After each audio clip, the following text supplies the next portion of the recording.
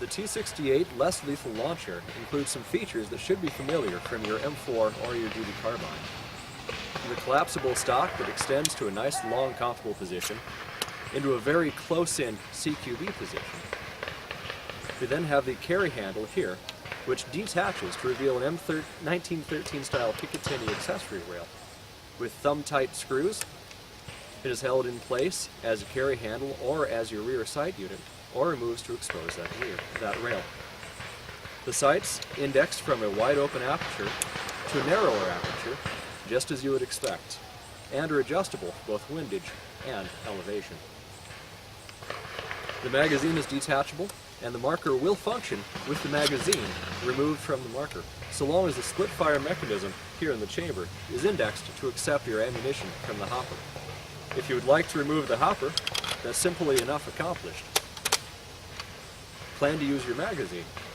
Lift the lever, remove your hopper, and now you can mount larger optics to the top accessory rail, or you can just leave the carry handle where it is and have a better field of vision. With 18 rounds of a detachable magazine, that'll pretty closely mimic a 20-round detachable magazine in your M4. With the hopper installed, of course, you get anywhere from 10 paintballs all the way up to 200 paintballs. Smaller hoppers are available, larger hoppers are available. The front handguard's in a comfortable ergonomic position and size that should be familiar from your M4 duty gear, and even has a sling attachment point.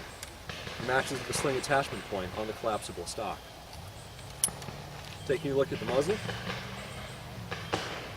we see the barrel bag has done its job. A little bit of paint-filled goo here was arrested from coming out of the muzzle during an accidental discharge by the barrel blocking device, which is standard with each T68 split fire that ships. The birdcage style muzzle guard here, the flash hider, doesn't really do that much since we're talking a compressed air powered device and not a combustion powered one. But the aesthetics match that of your M4.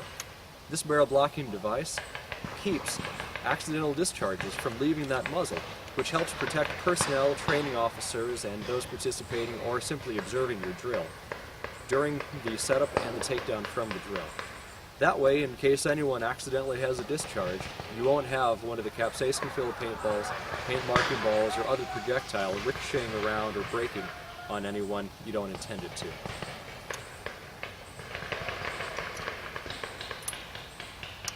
With the hopper installed, you have 200 shot capacity on board right here. If that's too much for your tactical simulation, as in if you would like to more closely mimic the limited capacity available in a 20 or 30 round magazine, the hopper lifts off and is out of your way. With the hopper off, you're now taking paintballs directly from this magazine. Once you index the split fire collar to accept paint or other marking projectiles from the magazine. Now, after firing all 18 rounds, push the magazine release button, same position as on the M4 family of rifles, and the magazine slides free. You can carry spare magazines in cargo pockets, in tactical pouches on your belt, or in tactical vests, probably the same vest that you train in. The paintballs feed down the top right here and are held in place under spring pressure. Since they're spheres, they don't come flying out of the top because of a series of ball detents right inside of the collar. I'll load two of the standard paint-based marking projectiles now to show you how this collar and those ball detents keep the balls from flying out of the magazine. This wheel here takes the spring pressure down where you can easily load up to 18 spherical projectiles. Then pull the collar down, which disengages the ball detents, and load your projectiles. Let the collar slide back up. I put my finger there just so the spring power doesn't force the balls out prematurely. And push this detent right here, which is depressed automatically inside of your marker. Now, with the collar in position, the ball detents prevent your projectiles from flying out of the top under spring pressure. Now it's safe to store in your magazine carrier or your tactical vest until which time as you need them. When you insert the magazine into your less lethal launcher, this collar is automatically depressed, and the paintballs come out very easily and load directly into your chamber for semi-automatic operation. When you switch back to your hopper, very simply, index the split fire collar to accept ammunition from the hopper, open the gate by lifting the lever, install the hopper, and then when you close the lever, it applies a very tight fit to the collar so that your bulk ammunition hopper doesn't fall out of place.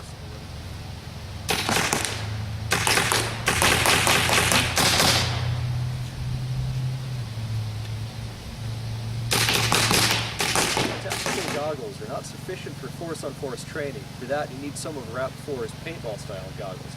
But for target practice like this, they work just fine. I engaged these targets behind me with a combination of rubber kinetic energy rounds, which went right through the standard cardboard targets, and the oleoresin capsaicin powder balls. And you can see the evidence of that powder there on the walls behind the targets. From my position behind cover there, I was able to engage the targets first with rubber rounds, then I switched to the capsaicin balls, and you see the powder splotches on the walls as evidence of that.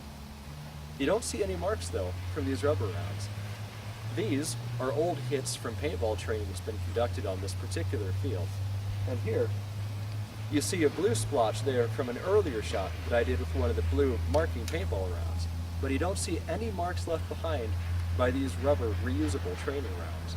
And the capsaicin powder that's left behind can wipe right off.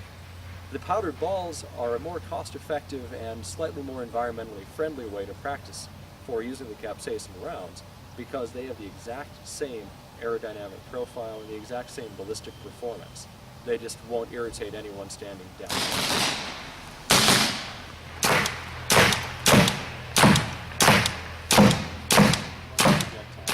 This is a non-permanent, non-staining, but brightly colored paintball fill. This will wash out of uniforms, this will wash off of surfaces, but it'll leave a sticky mess until you do. And sometimes you'll have just a little faint outline, so you might not want to use these when you're training in your best BDUs or your best dressed blues.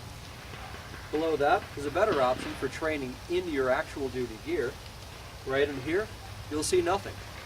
That's from the water-filled, non-staining marking projectiles. If you look real close, you can see that it's wet, but there's no goof left behind, there's no fill left behind, there's really no shell to speak of left behind either.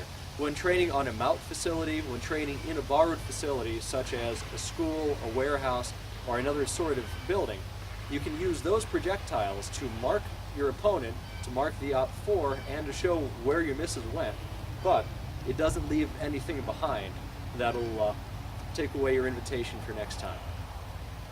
Now, if you would like to leave a more lasting mark that still goes away with a simple wipe, a little bit of breeze, or a nice foxtail brush, the talcum powder based marking balls down here, that's a 2-shot burst from those. There is no goo to worry about, that'll wash right off in the first rain. You can brush it off very easily as well, but that gives you a bit more of a visual clue to where your misses and where your hits went than the water balls, for when you have a facility that'll allow you to use the talcum powder based balls. Down here, you also have an area where you don't see any evidence of a marking projectile hitting, because there we used the rubber, non-marking balls. These little guys are reusable. You can wipe them down, clean them off, and put them through your less lethal launcher again. And for one purchase price, keep using them indefinitely, so long as you can find all of them. They don't ricochet very far, but you want to be sure that everyone, even those merely observing the drill, is wearing proper eye protection. Because unlike the projectiles that break on target, these do ricochet. But they don't go far, they're easy to find, pick up, clean, and reuse. And these bottom two down here, I don't want to touch those. Those are the results of the capsaicin projectiles available only to police and military entities for the T-68 split-fire less lethal launcher. Those have an oleoresin type capsaicin in with that powder.